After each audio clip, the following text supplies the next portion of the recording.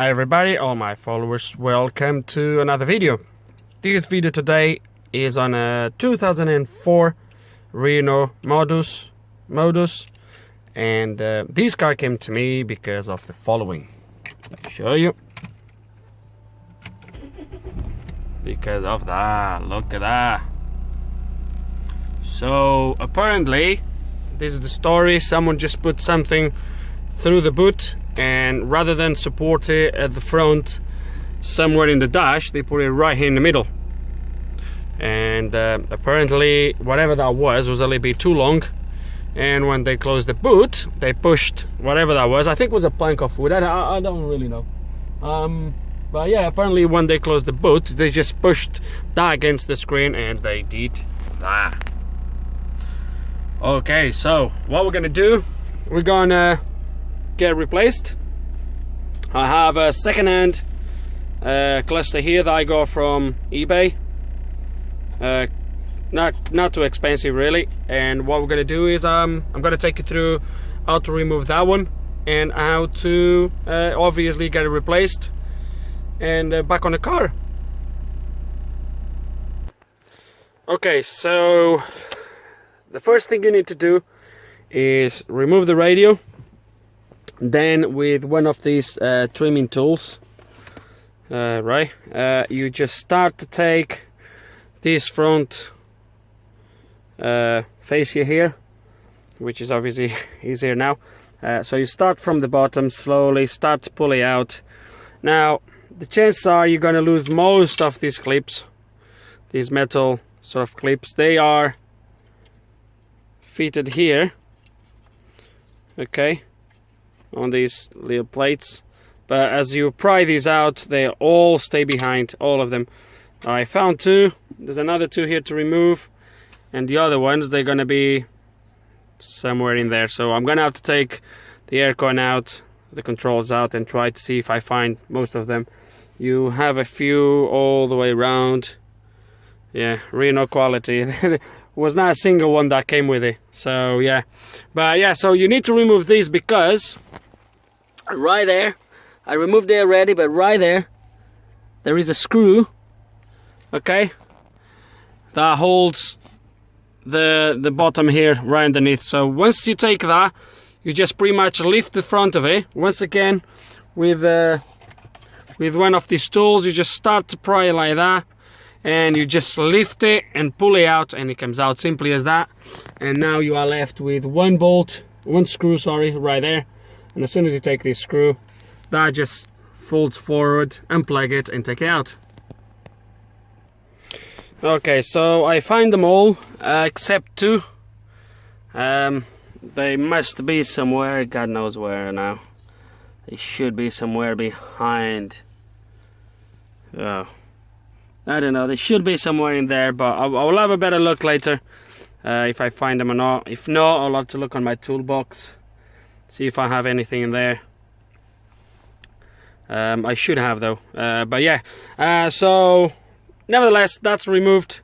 So we're gonna take the clusters to the bench, and let's gonna get these working. Okay, so where to begin? Right, so if you are watching this video because you follow my channel, obviously you just got a notification. Thank you so much for watching. If you are watching this video though because you are having this problem and you want to get it fixed, then obviously what I'm going to do here now is a little bit of talking about what options you would have in order to get this sorted. And the main reason why I'm saying this is because, and I give you an example, the replacement cluster is from a petrol car, while the broken one is actually from a diesel. And as you might well know, there is a few things that a diesel will have that the petrol will not. So the petrol will go the rev counter will go up to 7 if I'm not mistaken, so 7,000, while this one will go up to 6 or 6 I think. The diesel cluster will be having the glow plug light working. This one will not. I'm not sure if this information comes from the actually engine ECU or if it needs to be coded into the cluster. But then there is all other things. I strongly believe I will have to go back and see on the auction, but I think this one came from an automatic, if I'm not wrong, and this one is actually from a manual. So you have seen, as I was recording the video, the car is manual. So it would be here a few things I would have to get sorted in order for this cluster to work correctly on this car, on the car that we are working on.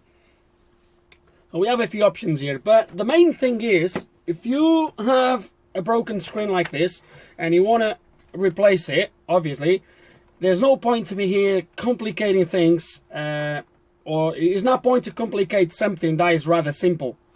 So if your problem is just the screen, and I've opened this just to have a look, so I couldn't make this, so I couldn't now talk about it. The best option you're going to have is this one. Look at this. So to open this, you just have a few tabs around. Just undo the tabs. This cover comes off, and then this comes off, and look at this. The screen is actually separate. Oh, come here. Is actually just plugged in. So as you can already imagine, all you need to do really is now move this PCB into that cluster, or the other way around, or move this screen into this cluster, whatever. So quite simple to do, isn't it? So there's no point to be here complicating things. However, if you want to do it in a more complicated way, you have another option. Your next option would be, hang on. Your next option would be, this is the EEPROM. I don't know if the camera is going to focus that properly, but there is a 93C56, if I'm not mistaken. So we would swap this EEPROM into that cluster, and mileage will change, which is obviously another issue that we need to take into account. But the mileage would go into that one, all the settings would go into that cluster. Problem solved. A more complicated option as well would be take this one out, read it, and then load it into that EEPROM. But we are talking about extra work really for nothing. So the option I'm going to use here is the first option. I've told you about it, which is obviously just replace the screen. Now, if your issue is actually something wrong with the electronics on the PCB, providing there's nothing wrong with your actually data inside the EEPROM, yes, you can buy the replacement, remove this EEPROM, take that one out, put this EEPROM in there, and you should have a good cluster ready to go. So yeah, but as I said, we're going to go for the easy option here. We're going to go for the easiest option here, obviously, and that's about it really. So we're going to open this. So this is the one we need. Let me put this on the side, try not to get this mixed up.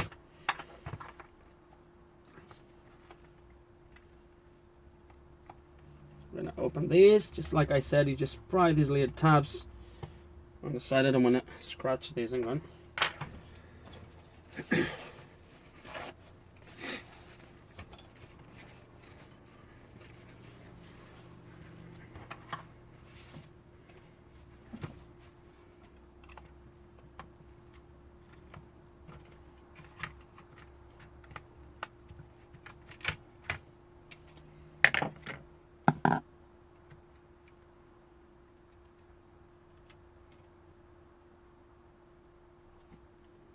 Now we just unplug the one that we bought.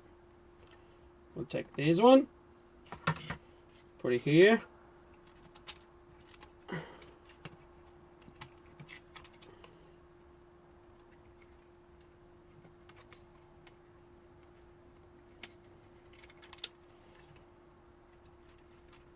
We're gonna put it all back together. And look at this.